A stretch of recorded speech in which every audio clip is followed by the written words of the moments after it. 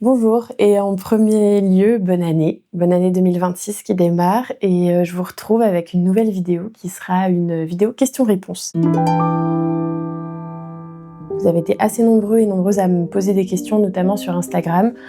Et donc voilà, je fais une petite vidéo pour prendre le temps d'y répondre et ça nous permet avec Antoine de démarrer avec une vidéo un peu moins chronophage pour lui et pour moi en ce début d'année pour remettre le pied à l'étrier. J'ai classé les différentes questions en catégories. La première, ce sera mon parcours et de manière plus générale, les questions autour de l'indépendance, d'être artiste, comment faire pour démarrer, etc. Ensuite, il y aura une partie sur les inspirations, la pratique, puis une partie sur le matériel que j'utilise. Ensuite, plus spécifiquement, une petite partie sur les carnets, parce que vous aviez été nombreux à me poser des questions sur les carnets de croquis, comment je les utilise, le matériel, etc. Et éventuellement des conseils pour s'y mettre. Et en dernière partie, il y a pas mal de questions qui sont revenues à ce sujet-là aussi, c'est la possibilité, enfin comment faire pour trouver l'équilibre entre vie perso, vie professionnelle, gérer à la fois l'aspect familial et l'aspect professionnel, notamment avec l'arrivée de 2 petites filles dans ma vie. Et je sens que c'est une question qui est importante pour beaucoup d'entre nous et je serais très heureuse qu'on en discute un peu ensemble et bien sûr que vous me donniez aussi vos avis en commentaire après si vous le souhaitez. Donc pour celles et ceux qui me connaissent pas, je suis Clara Debray, je suis illustratrice et peintre et dessinatrice, mais mon corps de métier aujourd'hui, c'est vraiment l'illustration. Une des premières questions qui vient, c'est de savoir si j'ai appris moi-même le dessin ou si j'ai fait des études en lien avec le dessin. J'ai fait des études d'art appliqué, donc suite à un bac général, où j'ai fait un bac scientifique sans savoir ce que je voulais faire après. Je savais pas si je ferais quelque chose de littéraire, quelque chose de scientifique. Je me suis posé beaucoup de questions et en fait la décision d'avoir un parcours artistique est arrivée assez tard. J'avais beaucoup d'activités artistiques, je faisais du dessin, je faisais de la danse, je faisais du cirque, de la musique. Et c'était des choses qui me plaisaient beaucoup, mais j'avais jamais vraiment envisagé d'en faire un métier. Pourtant, ma mère est peintre, mais c'était pas quelque chose qui m'était venu naturellement au départ. Et en fait, c'est à un moment donné arrivé comme une évidence, les études d'art appliqué qui me permettaient d'avoir un parcours assez classique en quelque sorte, et en même temps de me diriger vers un parcours artistique. Donc j'ai fait une mise à niveau en art appliqué, ça n'existe plus maintenant, mais c'était le parcours classique de l'époque. Donc c'était une année préparatoire à l'école Boulle.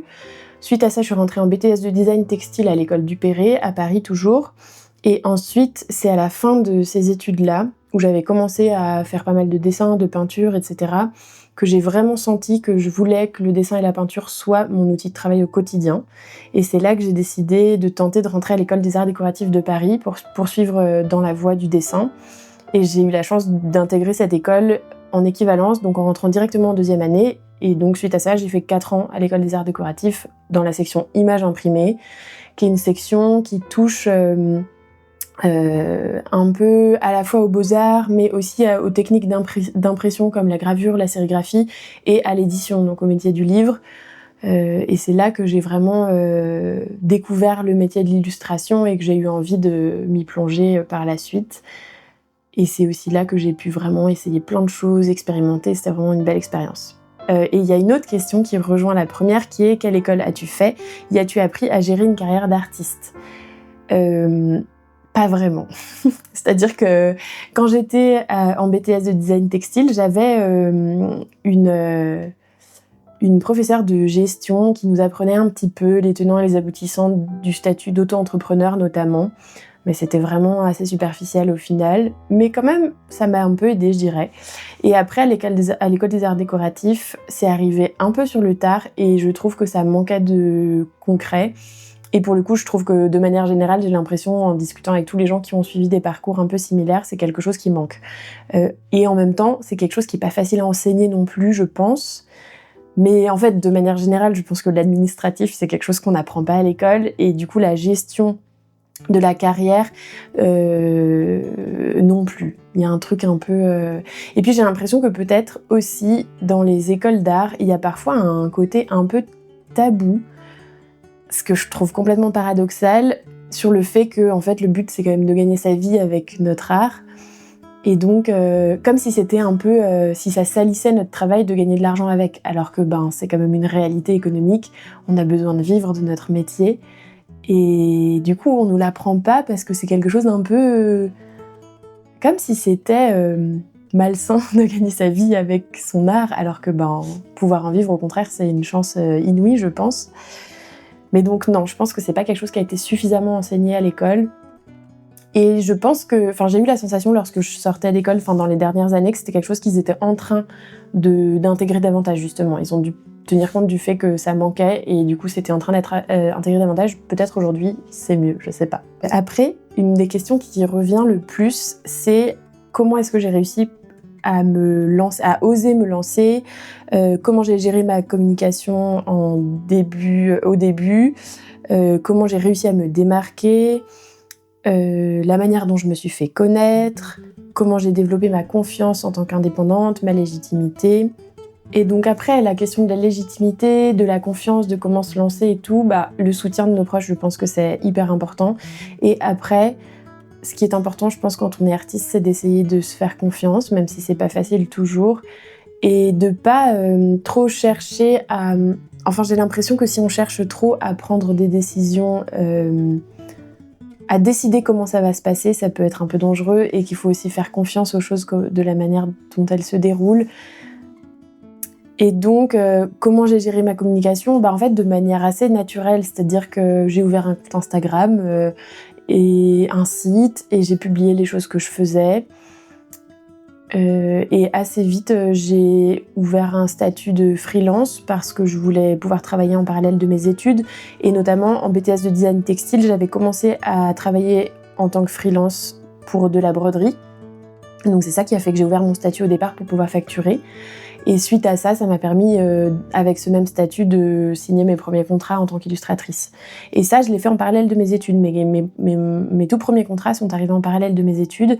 Et c'était chouette parce que ça m'a permis de prendre un peu confiance, même si c'était le tout début, c'était les balbutiements de mon travail, et que peut-être ce que je faisais à l'époque ressemble moins à ce que je fais aujourd'hui. Mais en fait, c'est normal, et tant mieux.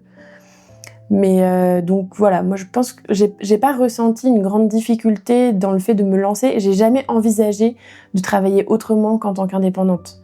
Je me suis toujours dit que je travaillerais à mon compte, même sans savoir vraiment exactement ce que ce serait et ce que je ferais, mais j'ai jamais envisagé le salariat en fait. J'ai toujours pensé que je serais artiste, et que à partir du moment où j'ai décidé les études que j'allais faire, j'ai pensé que je serais artiste, et que je me débrouillerais pour que ça fonctionne, quoi.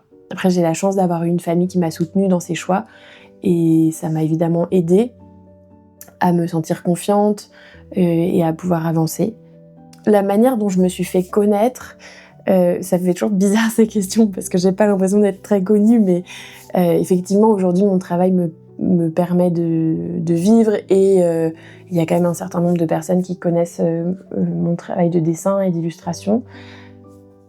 Ça s'est fait progressivement, évidemment, grâce à ma communication sur Instagram beaucoup, mais aussi par du bouche à oreille. Actuellement, je me rends compte qu'il y a de plus en plus de gens qui me connaissent par Arthazard parce que j'expose chez eux. Et donc tout ça, c'est quelque chose qui s'est fait très progressivement. J'ai commencé un petit peu à droite à gauche, et puis petit à petit ça s'est développé, et donc ça a été quelque chose de progressif. Par Instagram, il y a eu à un moment donné un gros projet que j'ai mené. Je sais pas si vous derrière cette caméra vous étiez là dès le début, mais je sais qu'il y en a beaucoup d'entre vous qui étaient là à ce moment-là. En fait, mon projet de fin d'études, c'était une bande dessinée qui s'appelle Refuge, et après avoir essuyé quelques refus d'éditeurs pour éditer cette BD, j'ai décidé de l'auto-éditer moi-même. Parce que j'avais vraiment besoin de faire vivre ce projet, qui puisse exister pour pouvoir passer à autre chose ensuite, et qu'il soit lu, et que ce soit pas juste un projet avorté qui n'aille nulle part, quoi. J'avais besoin qu'il soit lu et qu'il soit vu par d'autres que moi-même, et que les 5 personnes avec qui j'avais pu prêter les exemplaires de mon diplôme, quoi. Et du coup, j'ai fait une auto-édition de ce livre, et j'ai partagé tout le processus parce que j'ai tout fait moi-même, de l'impression à la reliure.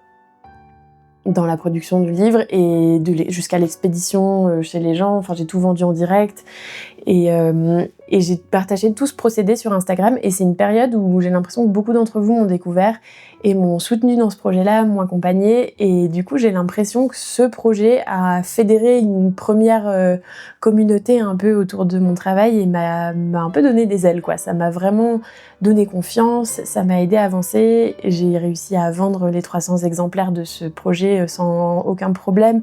Et aujourd'hui encore, d'ailleurs, on me demande régulièrement s'il y a des exemplaires de refuge en vente. Et ça me fait toujours beaucoup d'émotion d'avoir une petite piqûre de rappel de ce projet, parce que non, il n'y en a plus du tout. Enfin, j'ai tout vendu à l'époque et je n'en referai pas. Mais c'est toujours une jolie piqûre de rappel de se souvenir que ça a un peu commencé là, mine de rien. Du coup, il y a quelqu'un qui, dans cette idée-là, disait étant moi-même toute jeune illustratrice qui sort de l'école, quels seraient tes conseils pour démarrer ? Meilleur moment pour ouvrir son statut, événement auquel aller, etc. Le meilleur moment pour ouvrir son statut, c'est celui où on le sent, je pense. Moi, je l'ai fait parce que je désirais travailler, en fait. À un moment donné où on a besoin, où on a envie de commencer à pouvoir facturer, il faut un statut. L'avantage, c'est qu'ouvrir un statut, ça peut aller très vite, donc en fait, il n'y a pas besoin de l'anticiper énormément.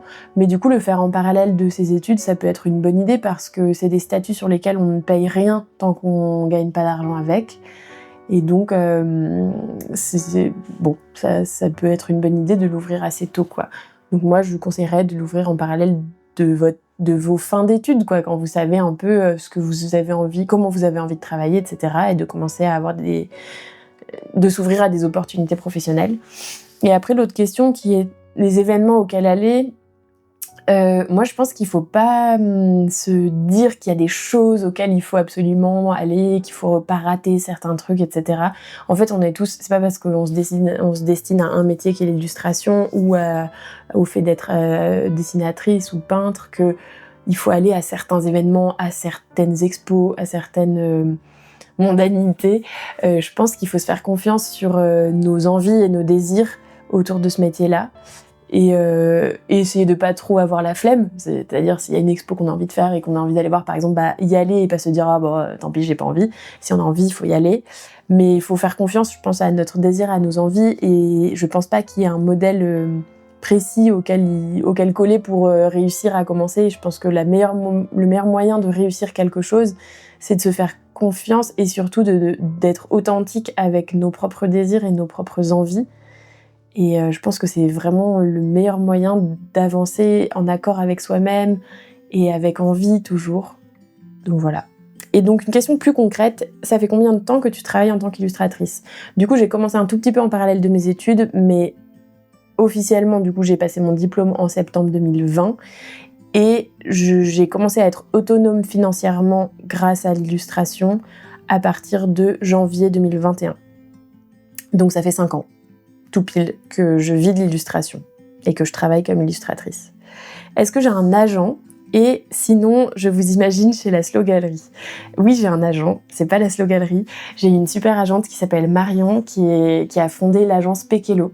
Et c'est une super agence d'illustration. Je suis vraiment trop heureuse de faire partie de cette petite maison. Et Marion, elle m'accompagne du coup quasiment depuis le début. Ça va faire 4 ans, je pense, qu'on travaille ensemble. Et je suis trop heureuse d'être accompagnée par Marion. Elle s'occupe, je suis engagée en exclusivité avec elle, donc ça veut dire que même si les contrats arrivent en direct par mois, je me dois de lui confier la gestion des contrats, ce qui permet que les clients ne passent pas leur temps à essayer de contourner les agents. Et puis, en fait, c'est une relation de confiance qui s'installe aussi sur le long terme. Et moi, je trouve ça super de savoir que, quoi qu'il arrive, les projets de commande, donc quand il y a un client extérieur, professionnel, les travaux de commande sont gérés par Marion, donc je sais qu'elle va défendre mes intérêts en termes de devis, en termes de respect des droits d'auteur, et elle sait mieux que moi évidemment quelles sont les pratiques, elle connaît les tarifs, elle sait comment défendre, elle sait comment s'adresser aux clients en fonction du type de client, enfin c'est vraiment un vrai plus pour moi de travailler avec une agente et notamment, surtout avec Marion, que j'aime beaucoup, que j'admire énormément pour son courage et sa force de travail. Donc voilà, Marion, si tu passes par là, je t'embrasse très fort. Combien de temps avant de vivre pleinement de l'illustration ? Pour moi, c'est allé très vite. Je me suis donné un petit 6 mois et j'ai eu la chance que ça fonctionne. Mais encore une fois, j'ai jamais envisagé de faire autre chose. J'avais un petit peu commencé à travailler en parallèle lorsque j'étais étudiante.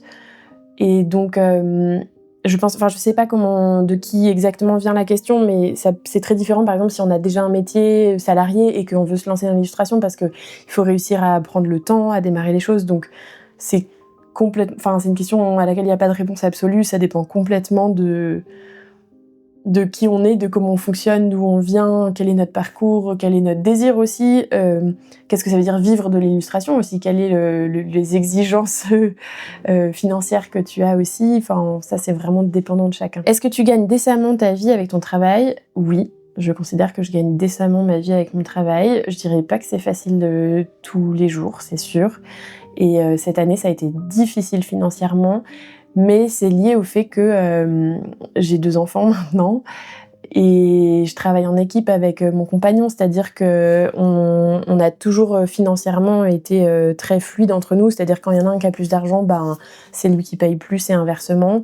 Et il se trouve que lui, il est dans une période où il gagne pas de l'argent directement en ce moment, et donc ses revenus étant quasi inexistants, ça nécessite que moi je gagne davantage d'argent.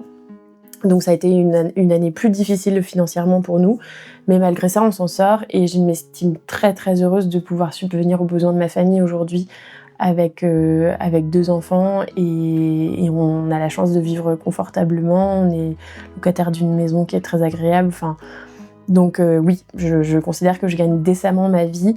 Après, ça fait vraiment partie des choses que j'ai envie de travailler, d'arriver à m'apaiser vis-à-vis de ça parce que je suis en flux tendu et c'est épuisant. C'est que j'ai passé l'année à être stressée par l'argent, donc il faut que j'arrive à trouver un équilibre plus sain. Mais je m'estime heureuse de gagner décemment ma vie avec mon métier aujourd'hui. Donc, est-ce que tu dessines ce que tu vois ou ce que tu imagines ? C'est un mélange des deux. Il y a beaucoup de ce que je vois, j'ai passé beaucoup de temps à remplir des carnets, je le fais un peu moins en ce moment, mais notamment pendant mes études, j'ai appris énormément à dessiner dans des carnets. J'y reviendrai, je pense, tout à l'heure. Donc il y a beaucoup de choses que je vois, que je dessine, et je suis évidemment très inspirée par tout ce qui m'entoure, ce que je vois, ce que je traverse, que ce soit la nature, que ce soit les gens que je rencontre.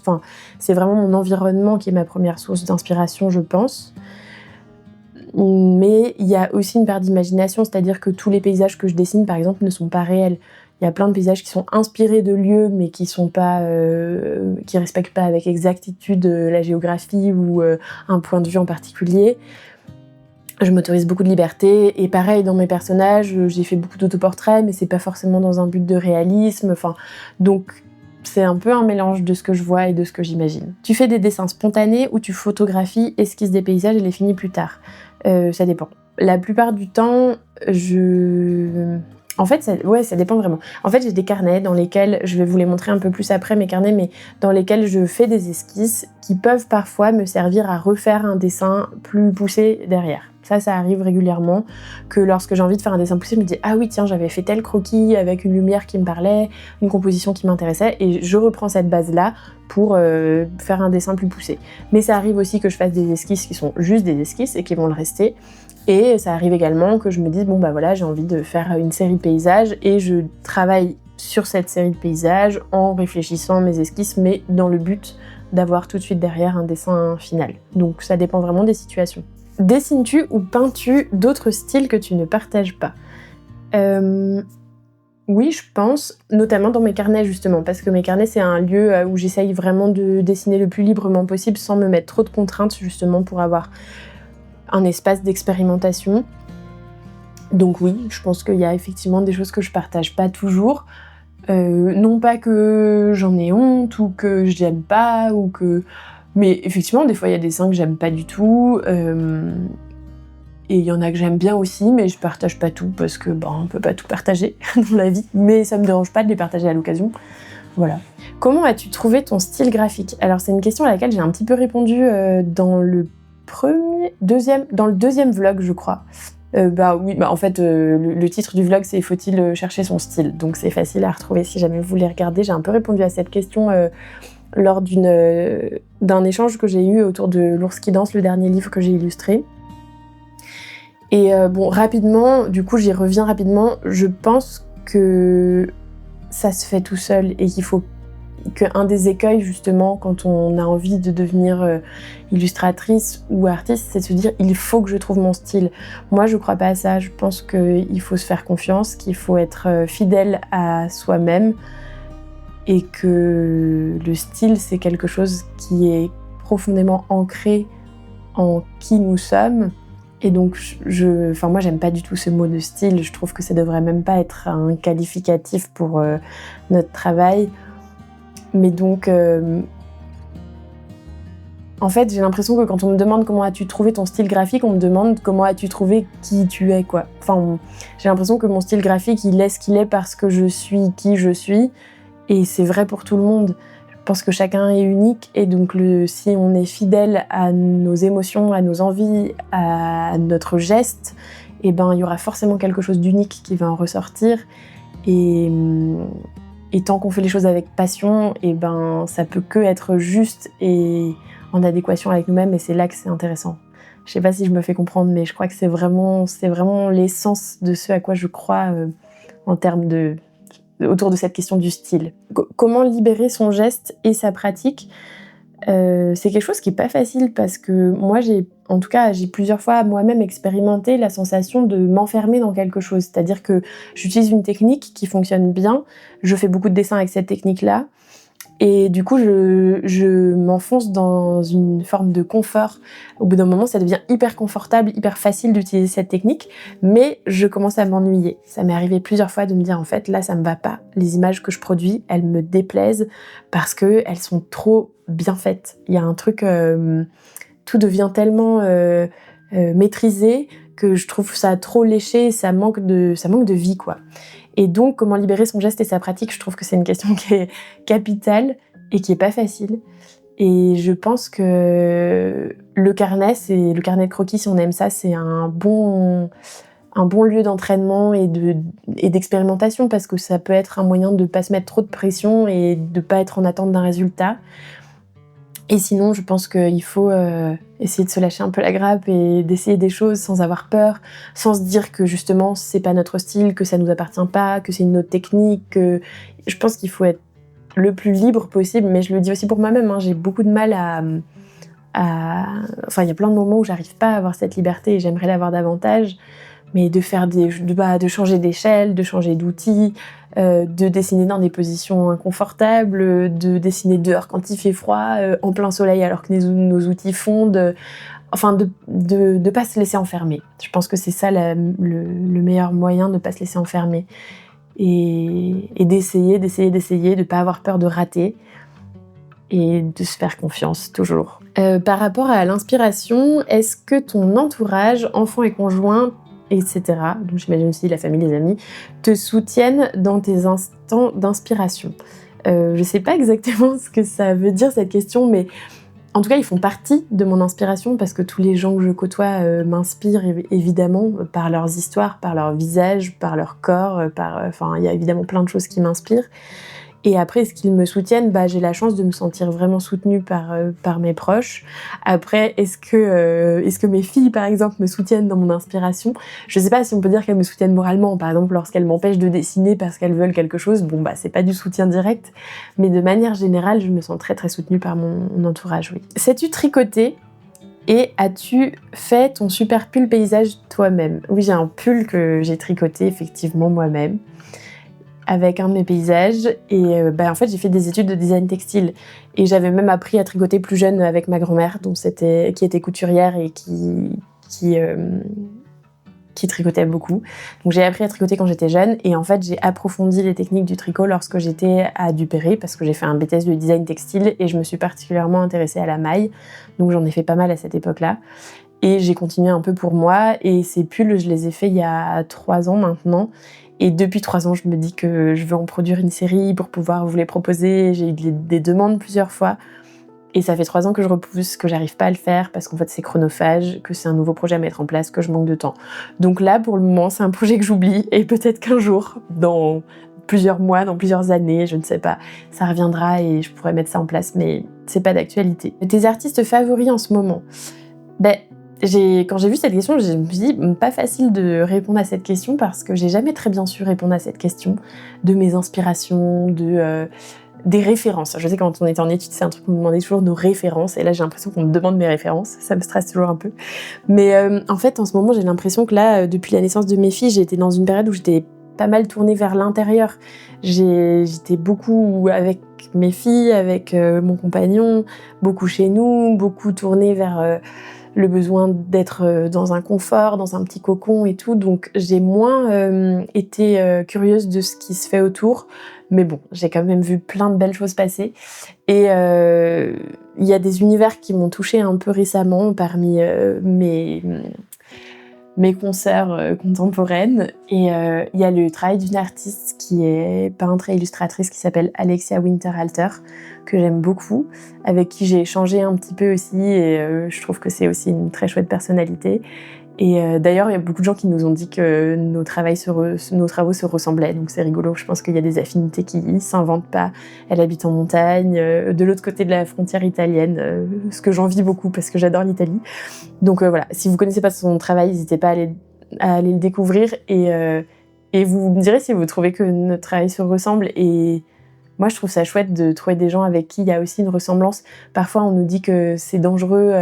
Ça m'est déjà arrivé qu'on me dise « Ah, regarde, le travail d'un tel ressemble à ton travail » ou « ton travail ressemble au travail d'un tel ». Et en fait, moi, je pense que c'est pas grave et que c'est des phases, en fait. Il y a des époques où on n'a pas su, où on saurait pas différencier un Picasso d'un Braque, en fait. Et il y a des courants, il y a des mouvements, et je pense qu'en tant que contemporain, on avance ensemble dans des courants qui nous parlent plus ou moins. Et je trouve ça intéressant, au contraire, de pouvoir avancer ensemble vers avoir des chemins qui se croisent et puis qui s'éloignent, et je trouve ça hyper beau. Donc là, oui, je pense à Alexia. Et après, sinon, deux artisanes que j'ai découvert cette année et que j'aime beaucoup, et que je connais pas personnellement depuis très longtemps, et que je connais pour l'une seulement par Instagram et une autre que j'ai eu la chance de rencontrer. C'est Constance de Yerana, qui fait de la maroquinerie. J'aime beaucoup son travail et j'adore la manière dont elle communique et dont elle construit son artisanat, et je trouve ça vraiment très très beau. N'hésitez pas à aller le découvrir. J'ai un notebook à elle, je vous le montre. C'est un super bel objet en cuir qu'elle fait elle-même, évidemment. Et alors moi, je l'utilise pour ranger mes cartes postales. Et je mets mes cartes postales dedans et mes timbres avec un petit stylo comme ça. C'est une sorte de petit kit de correspondance. Mais sinon, c'est fait pour glisser un carnet dedans et le protéger, et puis ajouter toutes nos petites notes, mettre plusieurs carnets si on veut, etc. Donc, c'est un super bel objet et j'adore le travail de Constance. Et après, l'autre artisane dont j'ai découvert le travail cette année, qui me touche beaucoup et qui m'accompagne au quotidien, c'est Apolline Muet.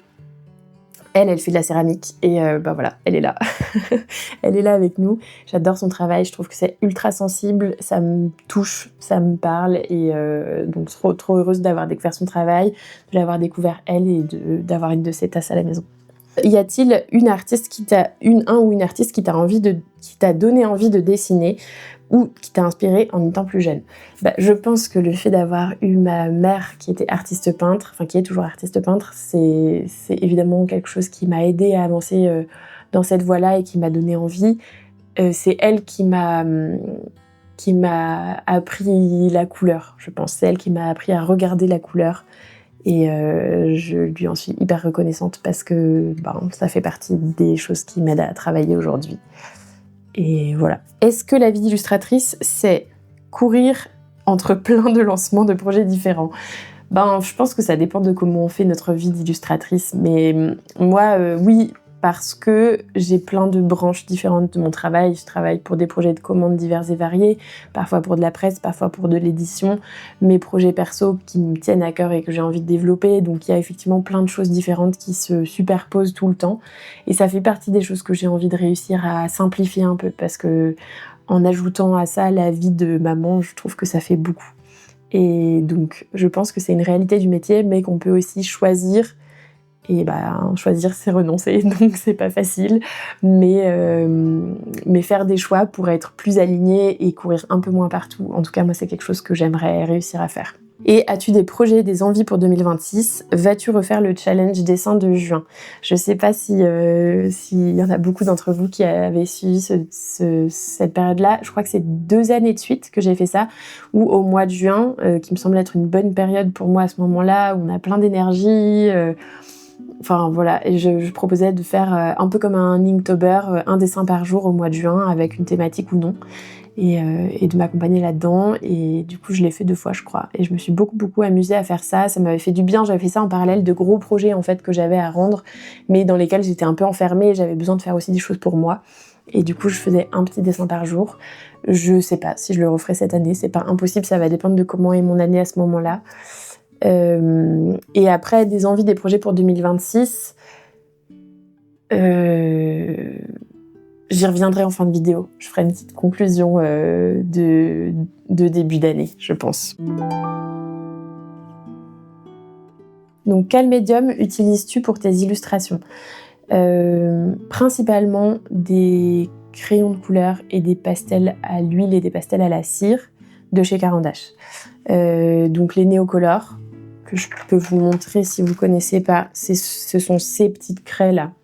Les Néocolor 2, qui sont aquarellables, mais que j'utilise pas tellement pour cette raison-là. Des néopastels, qui sont les pastels à l'huile de chez Caran d'Ache, et les luminances, qui sont les crayons de couleur de chez Caran d'Ache, que j'aime beaucoup. Donc ça, c'est les médiums que j'ai le plus utilisés ces dernières années pour mes illustrations et que j'aime beaucoup pour leur intensité dans la couleur, le côté malléable, enfin vraiment ils me plaisent énormément. Quel papier recommandez-vous pour l'utilisation des néocolores ? Et ben pour les néocolores, moi j'aime utiliser un papier ultra lisse, donc j'utilise du Bristol, de chez Canson notamment, mais ça peut être n'importe quelle marque en général. Et j'aime bien parce que c'est assez épais mais pas trop, souvent c'est du 180 ou 185 grammes, et j'aime bien, c'est assez souple et en même temps ça se tient. Et en fait je le choisis parce qu'il est ultra lisse et que ça permet de saturer complètement le papier avec la couleur. J'aime bien que le papier soit complètement saturé et qu'il n'y ait pas de grains qui transparaissent, ou alors seulement lorsque j'estompe à fond et que c'est un grain ultra fin qui ressort de manière très légère et donc ça donne quelque chose d'un peu poudreux. Donc moi j'utilise du Bristol. Et par moment du Sumo, qui est en fait un carton très dense, mais pour le coup qu'on trouve moins facilement. Enfin, il faut s'adresser à des revendeurs de papier en gros. Enfin, on le trouve pas dans des magasins de Beaux-Arts, etc. Mais le Sumo, je trouve, il est de chez Favini, je crois.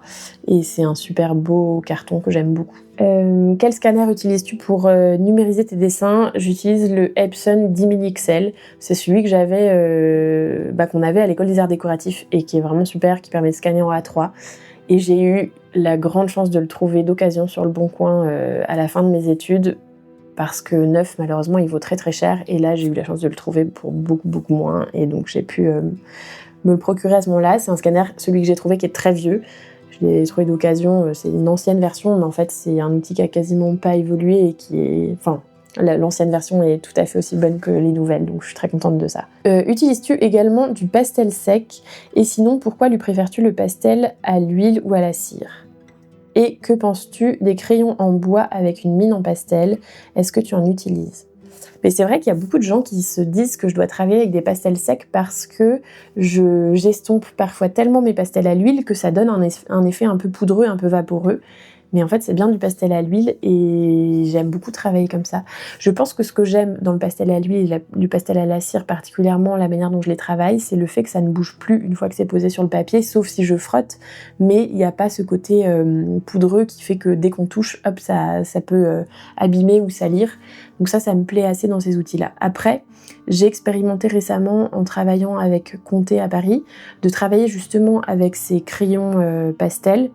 Et en fait, je me suis quand même beaucoup amusée. En faisant des sous-couches à la peinture. J'ai découvert cette technique de faire une première couche à la peinture acrylique et ensuite de revenir avec les crayons pastels. Et j'ai fait notamment ce dessin-là pour Conté. Et je me suis vraiment beaucoup amusée à faire ça. Et voilà. Mais bon, pour autant, pour le moment, j'ai pas encore beaucoup intégré cette technique à ma pratique, mais peut-être que ça viendra aussi par moment.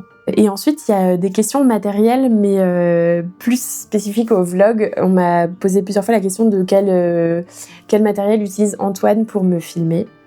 Et donc il y a 2 caméras qu'il utilise. La principale qui lui permet vraiment de travailler ces images avec, les belles images comme vous les aimez là, qu'il vous propose, qui me plaisent beaucoup aussi, c'est la Sony FX30 avec un objectif Tamron 1770, donc c'est un zoom autofocus. Et après, il s'installe tout son rig pour être confortable.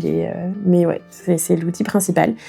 Et après, on utilise aussi de manière plus sporadique l'Osmo Pocket de chez DJI, qui permet, c'est une caméra qui est toute petite et qui permet d'être emmenée un peu partout. Donc quand on filme pas à la maison, ou qu'on est en déplacement, ou pour la voiture, des trucs comme ça, on utilise celle-ci, c'est plus pratique. Donc, les marques et spécifications de tes carnets. Alors c'est pas très original, j'utilise beaucoup des Moleskine, mais pas uniquement. Mais en fait, comme j'aime travailler avec les Neocolor sur du papier très lisse, et même de manière générale, en fait, tout ce que je travaille, j'aime le papier lisse, et j'aime bien les Moleskine pour ça. Ils ont un papier qui est très doux, très lisse, que j'aime beaucoup. Et pas trop blanc, j'aime bien ce papier-là. J'ai cherché des équivalents pendant longtemps parce que j'étais pas toujours parfaitement heureuse de la manière dont sont faits les carnets Moleskine, et donc j'ai cherché voir si je trouvais une alternative. J'ai eu du mal à trouver, donc j'y suis beaucoup revenue. Après là, mon dernier carnet que j'aime beaucoup, c'est un Sakura. C'est celui-ci, c'est un tout petit carnet, pour le coup c'est en format A6, que j'aime bien parce que je peux vraiment le trimballer partout. Mais après, sinon, dans les Moleskine, j'ai beaucoup eu ce format-là, le A5, soit en souple, soit en rigide. D'ailleurs, le rigide, c'est un carnet d'écriture, et le souple, c'est un carnet de dessin, là. Et après, il y a donc le Sakura, et ça, c'est du Moleskine. Et j'ai eu pas mal ce format-là aussi de Moleskine, donc qui est plus grand, un peu plus carré, que j'aime beaucoup. Et dans lequel j'ai fait... c'est mon carnet de dessin, mais aussi de recherche. Enfin, ça, c'est plus un carnet de travail, en fait, plus qu'un carnet de croquis. C'est un carnet que j'ai tout le temps avec moi sur mon bureau, que je trimballe parfois avec moi en déplacement, mais bon, dans lequel il y a aussi des choses hyper pragmatiques, des croquis de recherche. Enfin, donc c'est un carnet que j'utilise plus pour le travail global, on va dire, donc des recherches, des dessins, plein de choses différentes. Donc voilà. Et est-ce que tu écris aussi dans tes carnets? Est-ce que tu changes de médium? Alors oui, j'écris aussi. Alors j'ai des carnets d'écriture, donc notamment celui-ci, c'est mon carnet d'écriture en cours, dans lequel j'écris par période. Là, ça faisait longtemps que j'avais pas écrit, mais je viens de recommencer. Peut-être un petit effet nouvel an qui fait que j'ai eu envie de recommencer. Et après, dans mes carnets de dessin, j'écris aussi souvent un tout petit peu, des petites phrases, mais souvent pas grand-chose. Soit juste un lieu, soit une petite phrase. Voilà, ça peut être juste une petite phrase comme ça. Mais c'est pas systématique. Mais oui, j'aime bien écrire aussi un petit peu. En fait, j'aime bien écrire. Ça fait partie des choses que j'aime bien. Le type d'outil pratique qui prend pas de place, et dans quelles circonstances prendre le temps de dessiner dans des carnets. Alors, les outils que j'aime le plus, justement, pour cette idée de pas que ça prenne pas de place, etc., du coup, c'est un tout petit carnet, donc format A6, celui-ci, je l'aime beaucoup, donc le Sakura. Et après, les Neocolor, l'avantage, c'est que c'est des outils qui prennent pas trop de place, qui sont légers, donc j'ai une petite boîte comme ça que je trimballe partout avec moi. Et j'ai également ce stylo plume qui est mon stylo d'écriture, qui est un Lamy avec de l'encre noire que j'utilise pour écrire et aussi pour mes carnets de dessin. Et après, j'ai une boîte comme ça avec des aquarelles japonaises que j'aime beaucoup aussi, et c'est ce que j'ai le plus utilisé au final dans ce carnet-là. J'ai fait beaucoup d'aquarelles japonaises pour des paysages comme ça. Et je me suis beaucoup amusée avec ça cet été notamment. J'ai vraiment bien aimé. C'est un peu une découverte pour moi, j'ai vraiment bien aimé. Et après, j'ai aussi toujours maintenant cette petite boîte qui est... en fait, c'est ni de la gouache ni de l'aquarelle, c'est mes restes de Neocolor, de la couleur que j'utilise le plus, qui est ce bleu roi, que j'ai fait fondre dans de l'eau et sécher dans cette boîte. Et du coup, je les utilise avec le pinceau. Et ça me permet de l'utiliser un peu comme de l'aquarelle ou de l'encre et de faire ce type de portrait. Quand je fais du portrait, j'aime beaucoup travailler comme ça, avec un pinceau. Et donc, j'ai pas mal d'autoportraits comme ça, mais j'ai aussi fait des portraits d'autres personnes et j'aime vraiment travailler comme ça. Donc maintenant, j'ai cette petite boîte en plus avec un pinceau à eau. Et donc voilà, c'est des petites choses qui prennent pas trop de place, qui peuvent tenir dans un petit sac, dans une petite banane et ça me plaît bien. Ça permet de les avoir beaucoup avec soi. Pour l'aube sur la route, tu as utilisé de l'aquarelle plus des pastels. Alors l'aube sur la route, c'est un dessin que j'ai fait cet été. Où est-il ? Ah oui, c'est ça. C'est une page de carnet que j'ai fait cet été. On était en route pour les vacances et j'ai dessiné ça dans la voiture. Donc il fallait que ça prenne pas trop de place. Et donc là, effectivement, c'est un mélange d'aquarelle japonaise que je viens de vous montrer et de pastel néocolore. Et là, il y a même un peu d'encre avec mon stylo plume. Et voilà.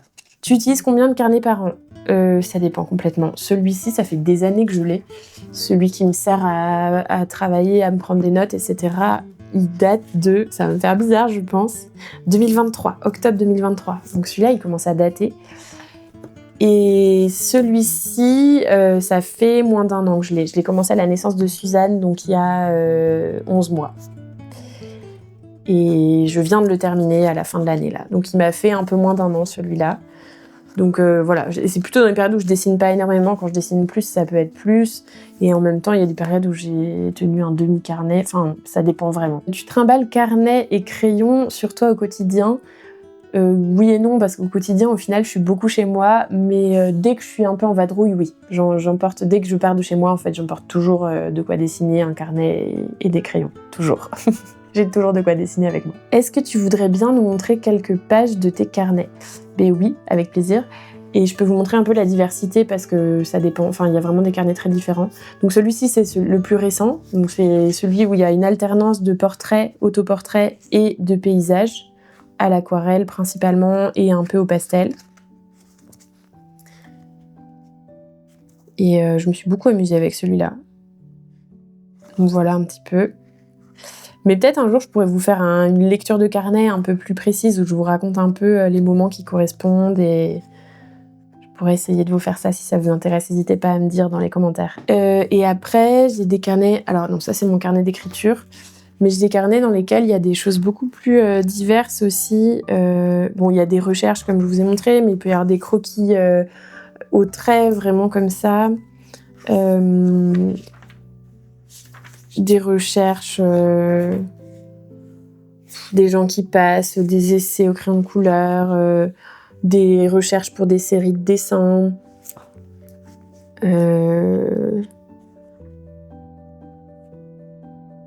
Voilà, des dessins, ça c'est des recherches de cadrage pour des dessins. Je fais beaucoup des petits croquis comme ça, en fait, c'est souvent mes premiers jets. Ah bah ça c'était les croquis pour les dessins du mois de juin il y a quelques années.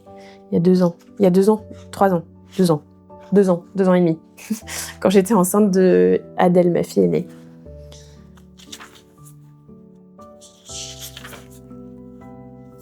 Et après, voilà, des croquis pour des projets avec des gammes de couleurs.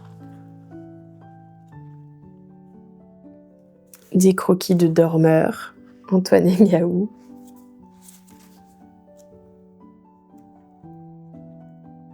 Ah, et Adèle, la naissance d'Adèle.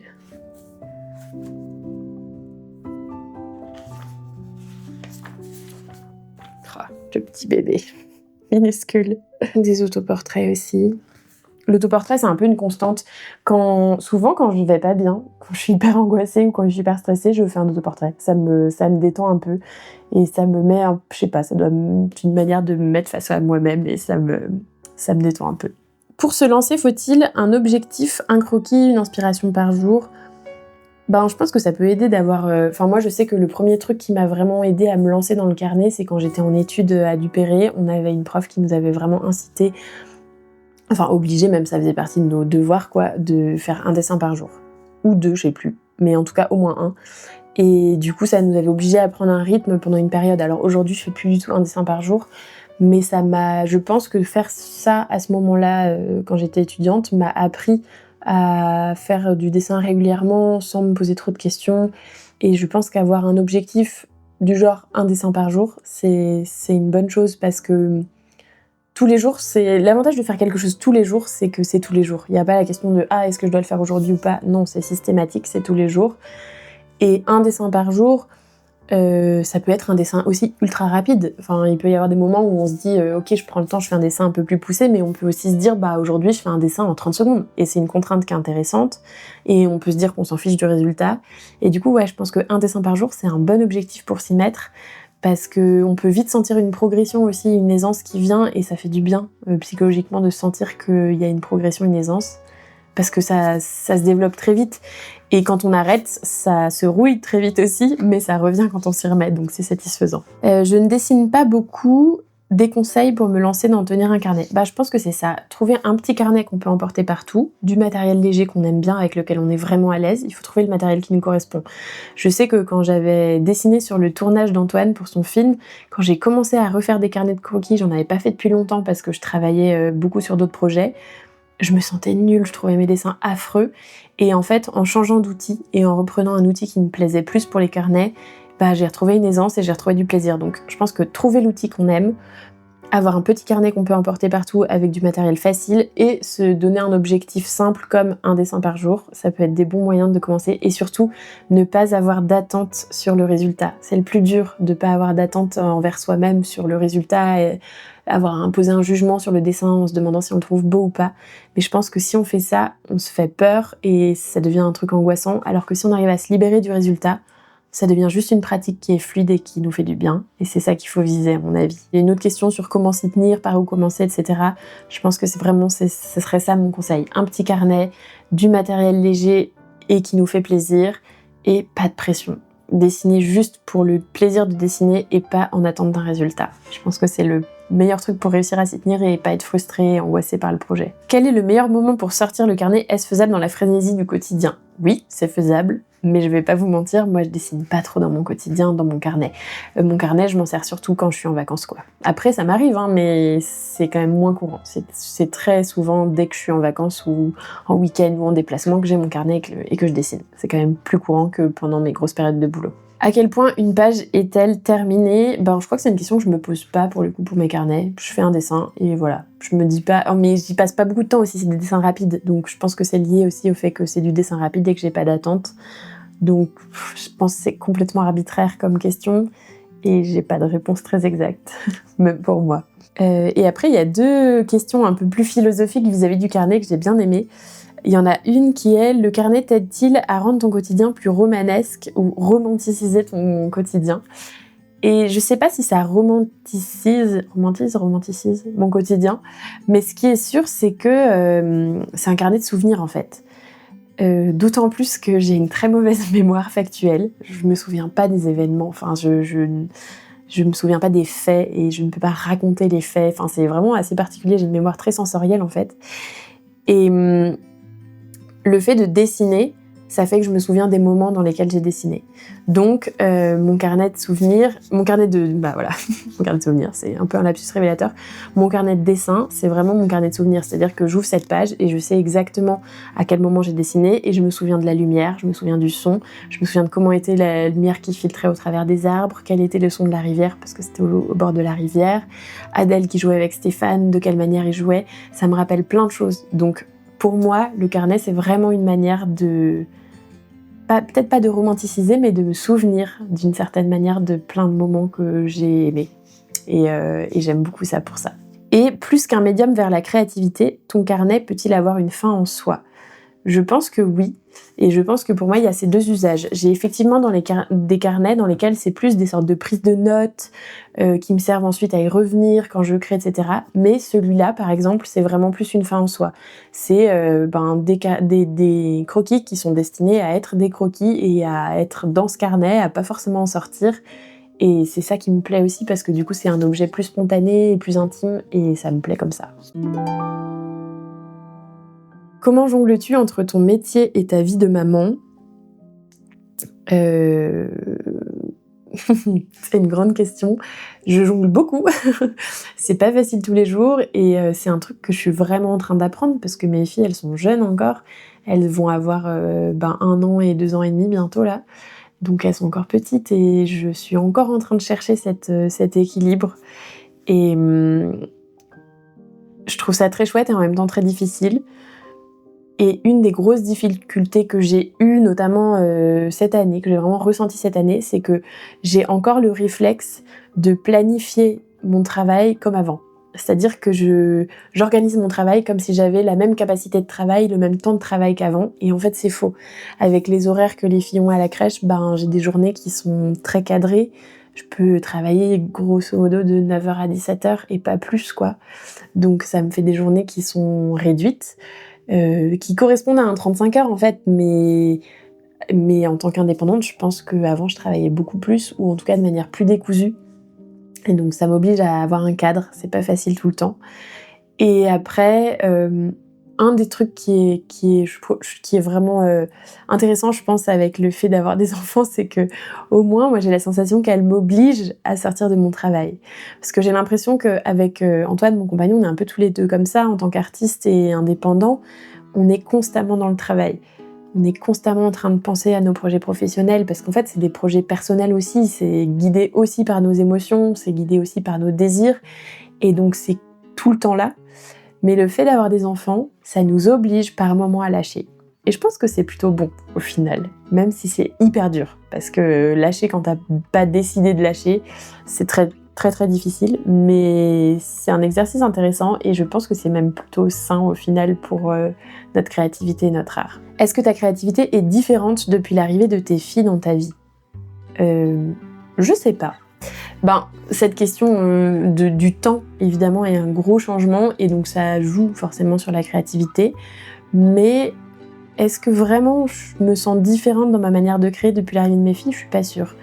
J'ai la sensation, mais c'est le cas pour beaucoup de choses dans ma vie, j'ai la sensation de vivre les choses avec une forme de continuité.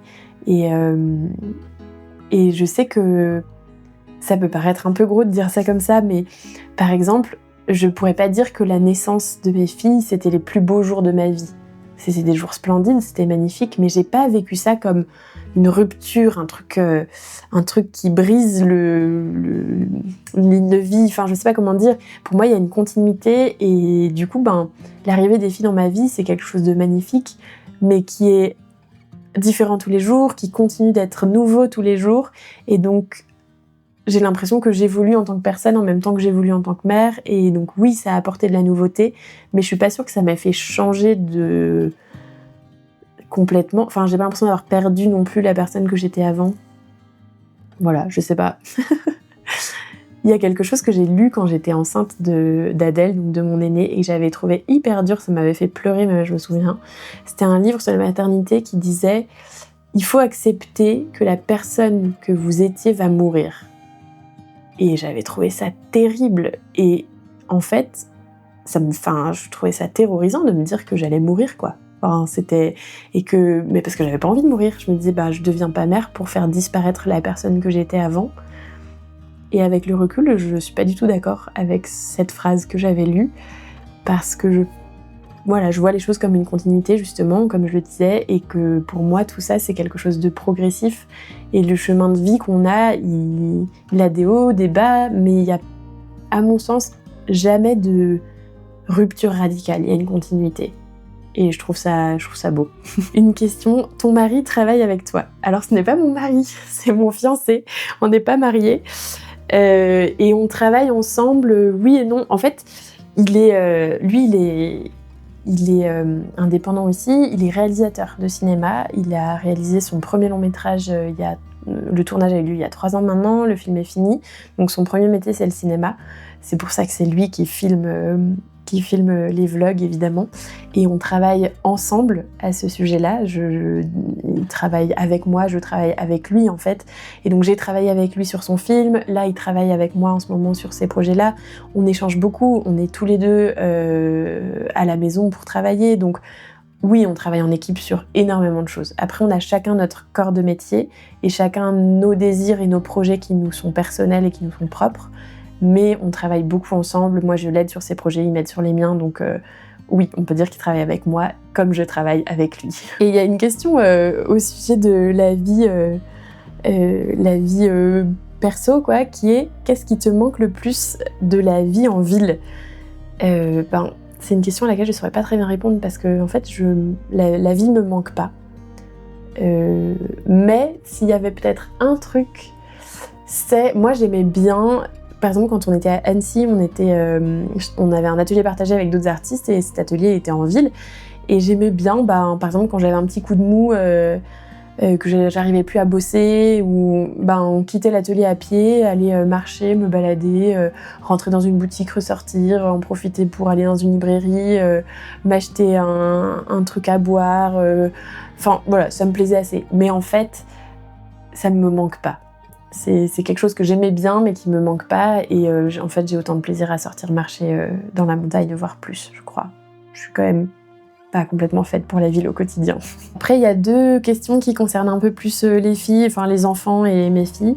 Est-ce que tu dessines avec tes filles? Quels outils? Où en patouilles et si elles aiment? Alors, Suzanne, la plus jeune, elle va bientôt avoir 1 an. J'ai jamais encore beaucoup dessiné avec elle. Vraiment à peine, quoi. Elle a eu des crayons dans les mains, quoi, mais elle a vraiment pas vraiment dessiné encore. Adèle, qui a 2 ans et demi, elle adore dessiner. Elle a des feutres, pas mal de feutres, quelques gros crayons, mais en fait, ce qu'elle préfère, c'est les feutres. Et la peinture. Elle adore la peinture et du coup j'utilise de la gouache avec elle parce que ça se lave plus facilement. C'est une peinture à l'eau, quoi, donc ça me plaît bien comme pour bosser avec les enfants. Enfin pour bosser. Pour petit problème de déformation professionnelle. Pour peindre avec les enfants, c'est toujours bien, je trouve. Et elles adorent ça. Enfin, Adèle adore ça. Elle est vraiment... la peinture, je pense que c'est un truc pour lequel elle est le plus attentive et le plus concentrée longtemps. Et c'est vraiment quelque chose qu'elle adore faire. Et un des trucs que j'ai découvert récemment et que j'ai acheté pour elle, c'est les toiles magiques. Je sais pas si vous connaissez, c'est des toiles qui sont faites à la base pour la calligraphie, pour l'entraînement à la calligraphie. Et donc c'est des toiles de papier de riz avec un fond noir, et lorsqu'on peint à l'eau dessus, ça devient foncé, et donc ça devient noir en fait, par transparence, parce que la couche supérieure devient transparente, et du coup la couche inférieure qui est noire devient visible, donc ça devient très noir, comme si on peignait à l'encre de Chine finalement. Et du coup c'est très beau, c'est très agréable, parce que peindre avec de l'eau c'est hyper agréable, c'est hyper fluide, et ça sèche, et ça disparaît complètement en séchant, donc ça permet d'avoir une grande toile sur laquelle on peut peindre de manière à peu près infinie, et sans se tacher. Donc c'est pratique pour occasionnellement pas s'embêter à sortir de quoi protéger les vêtements, protéger la table, enfin voilà. Donc ça c'est une petite nouveauté que j'ai découvert et que je trouve sympa. Et après la dernière question plus enfant, c'est tes livres pour enfants préférés. Alors il y en a énormément que j'ai lu moi quand j'étais petite, que je pourrais pas tous vous citer, mais un des auteurs qui a vraiment marqué mon enfance en termes de livres pour enfants, c'est Claude Ponty. Je sais pas si vous le connaissez, je pense que nombreux d'entre vous le connaissent parce qu'il est quand même très reconnu. Et il a un univers qui est complètement dingue et que je trouve hyper fort et hyper intéressant pour les enfants, mais aussi pour les adultes.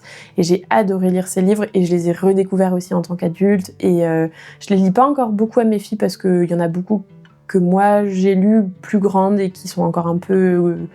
elles sont pas encore en âge de les lire vraiment, quoi. Enfin, je pourrais leur lire, mais ça aurait pas tout son sens. Et mais ouais, donc Claude Ponty, évidemment, c'est quelque chose de... Enfin, c'est une référence absolue pour moi en livre jeunesse. Et après, les livres pour enfants préférés du moment, du coup pour mes filles notamment. Le livre vraiment préféré que j'ai acheté pour mes filles et qui est leur préféré et qui est mon préféré, c'est Mojo de Adèle Verlinden. Je sais pas si vous connaissez ce livre, Mojo, c'est un chat et c'est un livre qui est peint. J'adore la manière de peindre de Adèle. Elle s'appelle Adèle comme ma fille, donc en plus c'était une évidence d'acheter ce livre pour ma fille. C'est un des premiers livres jeunesse que j'ai acheté pour ma fille. Et j'avoue que je l'ai acheté un peu pour moi parce que je suis vraiment séduite par la peinture d'Adèle. Et en fait, je suis trop heureuse parce que c'est devenu son livre préféré. Elle l'a adoré. Donc je pense que c'est un livre qui coche toutes les cases parce que moi, il me touche vraiment en tant que femme, en tant qu'artiste, en tant que peintre. Enfin, je trouve que c'est magnifique. Et j'ai l'impression qu'il touche vraiment les enfants parce qu'il vise hyper juste parce que Adèle, elle est fan, quoi. On l'a lu tellement de fois avant de s'endormir, ce livre. Et vraiment, je vous le conseille si vous le connaissez pas. Et après, il y a 2 artistes illustrateurs, illustratrices qui font des livres pour enfants, qui sont mes amis et dont j'adore le travail. Le premier, c'est Jean Mallard. Il fait un travail splendide, je sais pas si vous le connaissez. Et d'ailleurs, je sais que lui aussi, il est très fan du travail de Claude Ponty et que ça l'inspire énormément. Et tous ses dessins et tous ses livres sont absolument splendides. Et après, Caroline Perron, qui est une de mes amies, qui est illustratrice aussi, et qui a fait notamment un livre qui s'appelle La nuit notre amie, qui est très très beau, qui est vraiment très beau et qui est une sorte de métaphore autour de la nuit et du sommeil. Et elle a fait les illustrations, elle n'a pas fait le texte, elle a fait les illustrations. Et c'est un très beau livre, vraiment. Et en ce moment, je sais qu'elle travaille sur un nouvel album jeunesse et j'ai très très hâte de voir la suite. Voilà, et ben on a bien discuté, j'espère pas trop. Ça fait une petite heure, je pense, déjà qu'on parle. Et je vais conclure en répondant un peu à cette question de mes envies et de mes projets pour 2026. J'ai terminé l'année 2025 complètement épuisée et angoissée et fatiguée. Et donc je veux pas commencer l'année 2026 pareil. Et en fait, une des raisons pour lesquelles j'ai terminé l'année aussi fatiguée, c'est évidemment que j'ai enchaîné de grossesse, de naissance et la petite enfance. Et donc forcément, ça apporte de la fatigue. Mais aussi ce que je vous disais tout à l'heure, c'est-à-dire mon incapacité à organiser mon travail en tenant compte de mon nouveau rythme de vie. Et donc c'est vraiment mon objectif principal professionnellement pour 2026, c'est de réussir à trouver cet équilibre qui me permettent de réaliser des projets dont j'ai besoin financièrement et envie aussi en tant qu'artiste, mais de le faire de manière raisonnable pour que ce soit tenable et que je sois pas constamment épuisée. C'est hyper important, c'est vraiment mon objectif principal. Et du coup, réussir à avoir un équilibre pro-perso qui soit plus doux pour me permettre aussi de reprendre de l'activité physique. J'en manque énormément. À la base, je suis quelqu'un de très sportive et je le suis plus du tout et ça me manque beaucoup. Donc ça fait vraiment partie de mes envies. Et après, en termes de projets concrètement, professionnellement, je veux me mettre à peindre cette année. Je veux peindre. Depuis que j'ai commencé à bosser en tant qu'illustratrice, je repousse le moment où je vais peindre parce que j'ai fait le choix de bosser dans l'illustration pour pouvoir vivre rapidement mon métier et de pas me lancer en tant qu'artiste peintre. Et aujourd'hui, je suis très heureuse de vivre de ce métier et c'est un métier que j'adore. J'aime beaucoup aussi le travail de commande, mais je manque de temps pour mon travail personnel de peinture. Et cette année, je veux vraiment réussir à prendre le temps. Donc j'espère y arriver et vous emmener avec moi un peu dans cette aventure. Voilà, un peu pour mes envies pour 2026. Et après, comme je travaille avec Antoine, comme il travaille avec moi, c'est aussi l'accompagner dans la diffusion de son film, qui est un peu notre gros challenge de l'année, de commencer à donner une vie à ce film qui est un long métrage de fiction, qui est magnifique, auquel on croit beaucoup, mais c'est un gros travail de lui faire voir le jour parce qu'on l'a produit de manière complètement indépendante. Et maintenant, il faut frapper à toutes les portes pour essayer de le faire visionner quoi, à plein de gens et de le faire entrer festival et de trouver un distributeur. Et voilà, donc ça, c'est un gros travail que je veux faire avec Antoine parce qu'il a besoin qu'on soit deux sur le sujet. Et voilà. Et donc dessiner, peindre beaucoup, continuer d'accompagner mon projet Un dessin pour écrire, des cartes postales et des timbres, donc l'abonnement de correspondance illustrée. Passer du temps, évidemment, avec mes filles qui grandissent à toute vitesse. C'est la dernière année avant l'école pour Adèle. Et puis, accompagner Antoine dans ses projets, évidemment, aussi. Voilà, j'espère que 2026 sera une belle année pour vous aussi. Je suis trop heureuse de la commencer ici avec vous. Merci d'être là. Merci pour tous vos retours hyper bienveillants sur nos premières vidéos. J'espère que ce format-là vous plaira aussi. C'est un peu différent parce que vous verrez moins la splendeur du travail d'Antoine. Il va pas y avoir beaucoup de belles images. Enfin, ça va être vraiment juste moi face à vous en train de vous raconter, mais bon, de répondre à vos questions. Donc j'espère que ça vous aura parlé et que ça vous aura intéressé. J'ai hâte de vous retrouver pour la suite. Et je voulais répondre à un petit commentaire qui est venu à un moment donné, qui m'a fait sourire, qui était quelqu'un qui me disait, bah voilà, tu dis la fatigue, tu dis le stress, tu dis l'angoisse, et moi tout ce que je vois c'est de la douceur et ça me détend de regarder tes vidéos. Bah, je suis très heureuse que ce soit perçu comme ça. Je suis hyper heureuse qu'Antoine réussisse à vous communiquer par sa réalisation et son montage quelque chose de doux et d'apaisant, parce que si notre travail commun à tous les deux peut vous permettre de vous apaiser et de vous apporter de la douceur, franchement on a tout gagné quoi. Donc merci beaucoup Et voilà, je dis beaucoup merci, mais je le ressens. Et à très vite pour la suite.